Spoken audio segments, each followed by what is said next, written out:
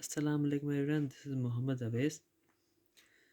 जैसा कि last lecture में हमने एडजस्टिंग एंट्रीज समझी थी, आज हम एडजस्टिंग एंट्रीज का एक प्रॉब्लम सॉल्व कर रहे हैं।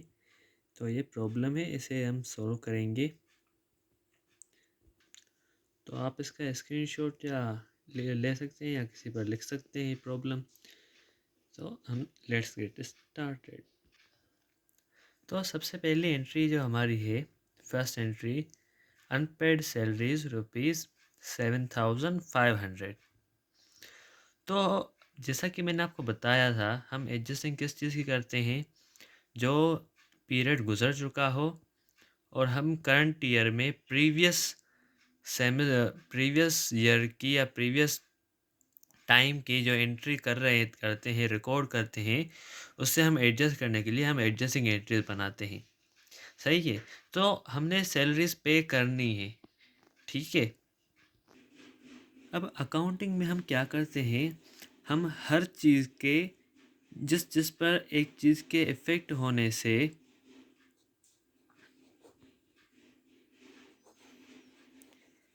जो जो भी इफ़ेक्ट्स होते हैं वो हम रिकॉर्ड करते हैं। सही है। अब सैलरीज हमें पे करनी है, ठीक है।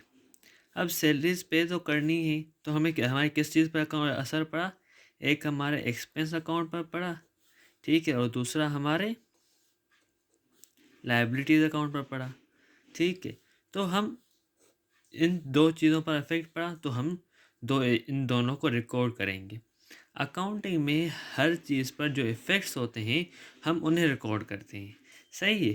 तो इसी तरह इसी एंट्री में भी यही होगा कि सैलरीज एक्सपेंस डेबिट, क्योंकि हमारे एक्सपेंस बड़े हैं और एक्सपेंस इनकी शुड बी डेबिट।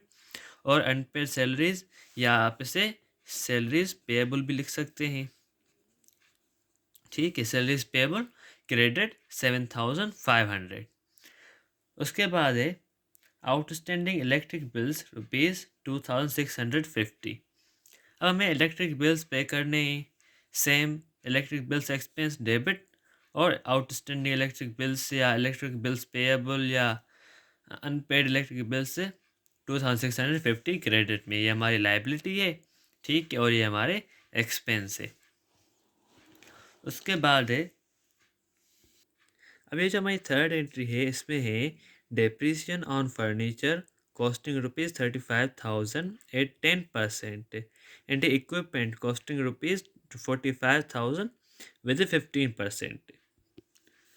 35,000 का 10% एंड 45,000 का 15%। सही है। हम परसेंटेज किस तरह फाइंड करते हैं, जिस तरह आपने सीख चुके होंगे। 0 का 0 एंड 0, ये हमारा आ गया 3,500। सही है।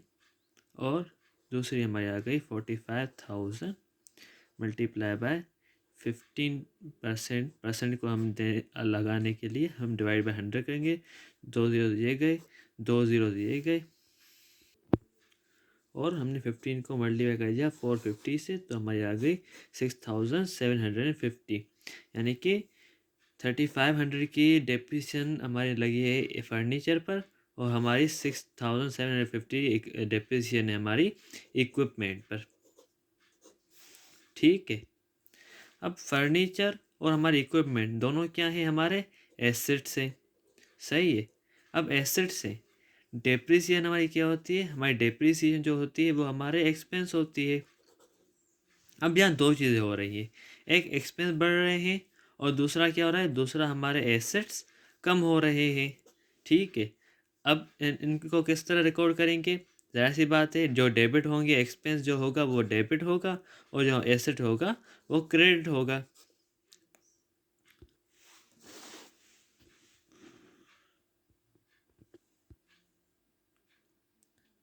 तो हम इन्हें किस तरह रिकॉर्ड करेंगे, डेप्रिसिएशन एक्सपेंस 6,750 इक्विपमेंट का, अक्यूमुलेटेड डेप्रिसिएशन 6,750 इक्विपमेंट का, और फर्नीचर का डेप्रिसिएशन एक्सपेंस और फर्नीचर 3,500, और अक्यूमुलेटेड डेप्रिसिएशन 3,500। यहाँ भी आप लिख सकते हैं इक्विपमेंट। सही है। अब 4 में बोल रहा है provide allowance for bad debts 2% on account receivable having balance of 17,000 का 2%।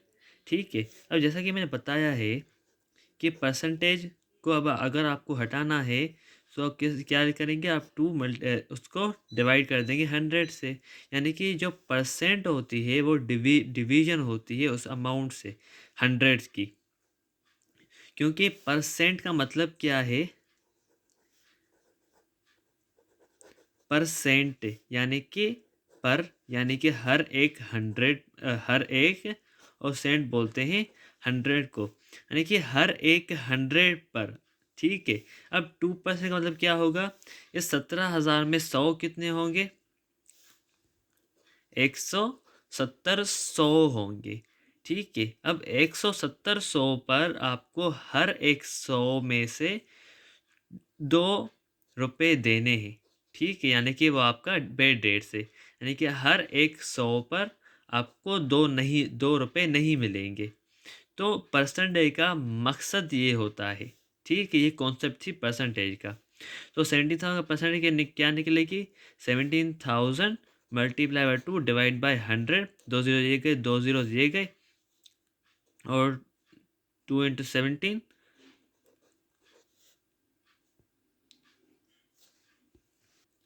हो गया 340, यानी कि 17,000 में से हमें 340 नहीं मिलेंगे। यानी कि आपने 2 मल्टीप्लाई बाय जब आपने 170 किया तो क्या आया, 340। सही है, यानी कि आपको 17,000 में से जब आप 2% निकालेंगे तो आपका 340 आंसर आएगा। तो इसको आप रिकॉर्ड कैसे करेंगे, बेड डेट्स एक्सपेंस, ठीक है 340, और अलाउंस फॉर अनकलेक्टेबल या अलाउंस फॉर बेड डेट्स 340। ठीक है, ये हमारा एक्सपेंस है, ये हमारा एसेट है। उसके बाद है accurate interest on notes payable ₹150, interest expense 150, interest payable on notes payable 150। सही है, इन हर एंट्रीज के बाद में आपको ये ज़रूरी लिखना है कि डिस्क्रिप्शन जो होती है, जो मैंने आपको बता चुका हूँ, टू एडजस्ट डैश अकाउंट। सही है, ये आपको डिस्क्रिप्शन हर एंट्री के बाद ज़रूरी लिखनी है। ठीक है, मैंने यहाँ नहीं लिखी। अब यहाँ है insurance expense for the year 4,200 and trial balance prepaid insurance shows 8,000। अब हमारा insurance expense for the year कितने हैं, 4,200, और हमारा प्रीवियस जो प्रीपेड इंश्योरेंस था वो कितना था, 8,000। अब एक बात याद रखें कि जब भी हम एडजस्टमेंट करते हैं ना, तो एडजस्टमेंट के दौरान हमें कुछ चीज़ें ध्यान में रखनी पड़ती है कि हम अगर सपोज़ हमारा प्रीवियस प्रीपेड है, यहाँ लिखा हुआ है प्रीपेड 8,000 है, सही है। अब हमारी एक्सपेंस कितने हो गए हैं, 4,200 में कम हो गए हैं, तो हमें क्या करना पड़ेगा, माइनस करना पड़ेगा 4,200। तो ये 4,200 कब माइनस होंगे, ये डेबिट में है। सही है, यानी कि जब हमारा प्रीवियस ट्रायल बैलेंस बना हुआ है तो प्रीपेड जो 8,000 का अमाउंट है वो किस में है, हमारी डेबिट साइड में है। तो जब ये 4,200 क्रेडिट में जाएंगे तब हमारा क्या होगा, जाहिर सी बात है प्रीपेड हमारा, हम जब ट्रायल बैलेंस बनाएंगे तो हम क्रेडिट साइड में नहीं लिख सकते। ठीक है, तो हमें क्या करना पड़ेगा, हमें प्रीपेड हमें माइनस करना पड़ेगा, 8,000 में से माइनस करना पड़ेगा 4,200, तो हमारा नेट प्रीपेड क्या बचेगा, बचेगा हमारा 3,800, हमारा नेट प्रीपेड बचेगा।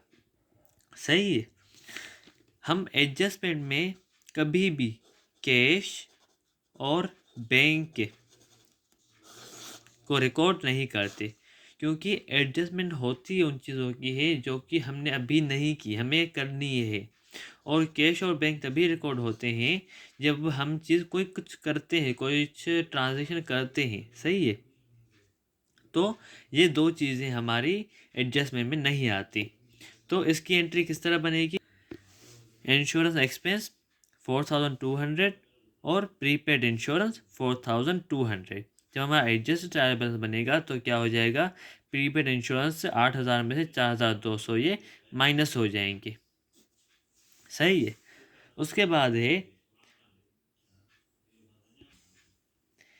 Prepaid rent ₹6500।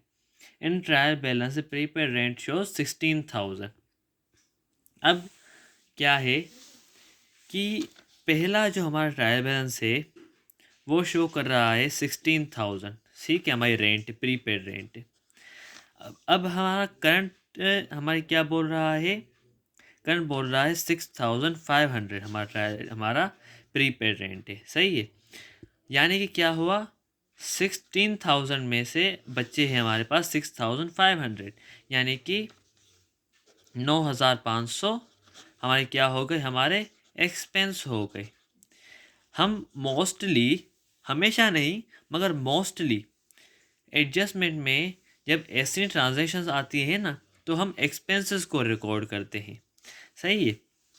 एक्सपेंस को, यानी कि 16000 में से 6500 बचे, हम 6500 को रिकॉर्ड नहीं करेंगे, हम रिकॉर्ड करेंगे 9500 को। सही है। तो जब ये 9500 हमारा एक्सपेंस हो गया, ठीक है, 9500 हो गए, ठीक है, और प्रीपेड रेंट कम हो गया हमारा 9500 से, ठीक है। और जब एडजस्ट ट्रायल बैलेंस बनेगा तो क्या होगा? हमारे 16000 में से माइनस हो जाएंगे 9500, तो हमारा नेट प्रीपेड क्या बचेगा? नेट प्रीपेड क्या बचेगा हमारा?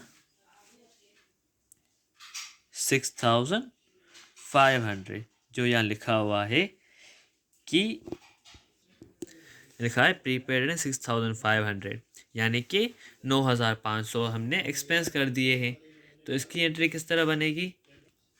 Rent expense 9500, prepaid rent 9500। अब उसके बाद हमारी नेक्स्ट एंट्री है prepaid advertisement ₹10,800 and in trial balance previous trial balance shows 19,000। सही है। जिस तरह हमने पहली एंट्री की थी प्रीपेड रेंट की। सही है। तो क्या किया था हमने? प्रीवियस ट्रायल बैलेंस हमें क्या शो कर रहा है? 19,000। करंट हमारी अमाउंट क्या है हमारा? 10,800। सही है। यानी कि इन दोनों में से हमारा एक्सपेंस कितना हुआ? 8,200। तो रिकॉर्ड एंट्री हम किसकी करेंगे? 8,200 की। सही है। तो रिकॉर्ड किस तरह होगी? मैंने बताया था आपको, हम एक्सपेंस रिकॉर्ड करते हैं, ठीक है। तो एडवर्टाइजमेंट एक्सपेंस 8,200 और प्रीपेड एडवर्टाइजमेंट हमारी कम हो गए 8,200। ये मिस्टेक्स आप देखकर कंफ्यूज नहीं हो जाइएगा। ये मेरा बुक है फर्स्ट ईयर का, जब मैं फर्स्ट ईयर पढ़ता था, तो मैं उसी से देखकर आपको पढ़ा रहा हूँ, ठीक है। क्योंकि मेरे पास इतना टाइम नहीं होता या इतनी बुक्स या इतने वो नहीं है कि मैं हर चीज़ को अलग अलग से लिखूँ, नए सिरे से लिखूँ।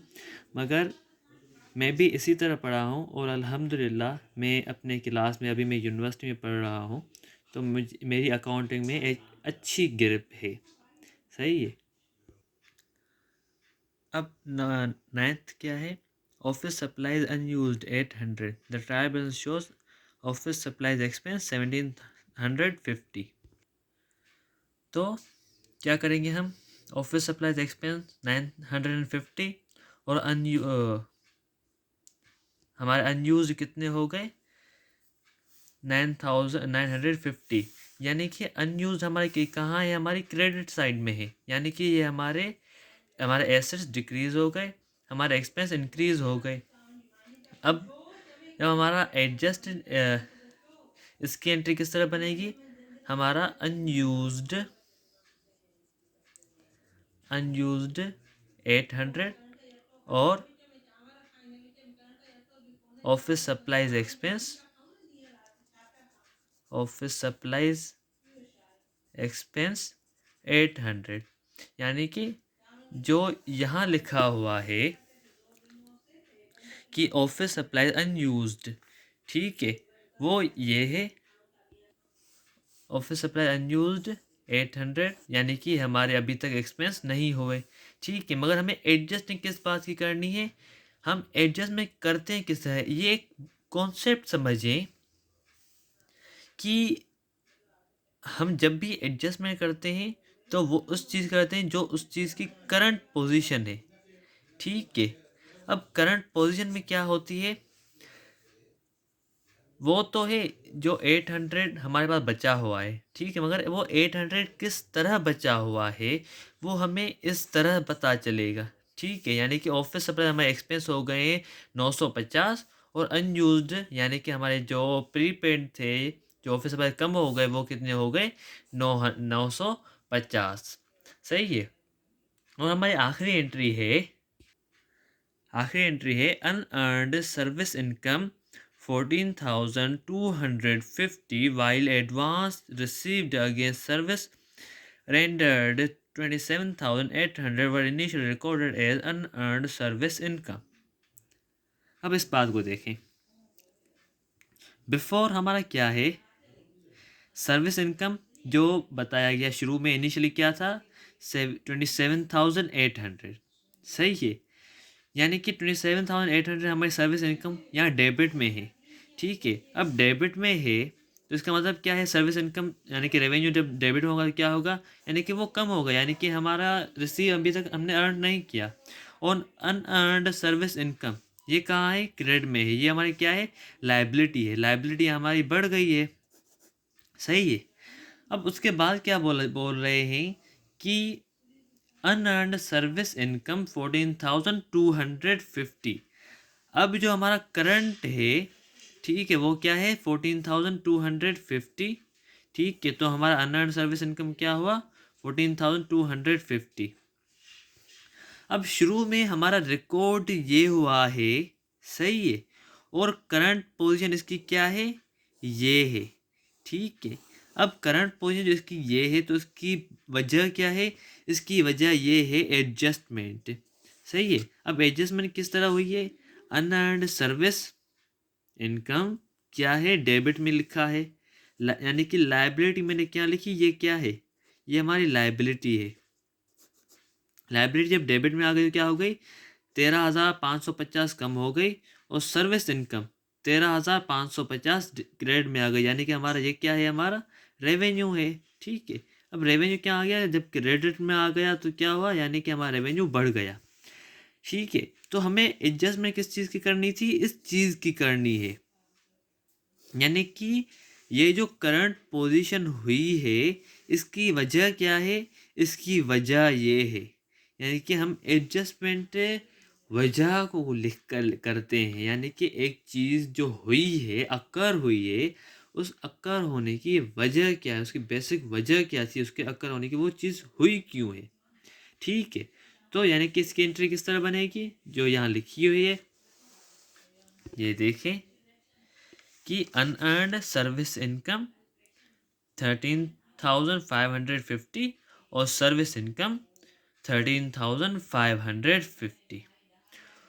Hope you all guys understand this concept of adjustment, and we have done a well problem of its adjustment. Now I'm giving you a problem so you may practice it, and inshallah in next lecture we'll apply that problem and we'll solve that problem.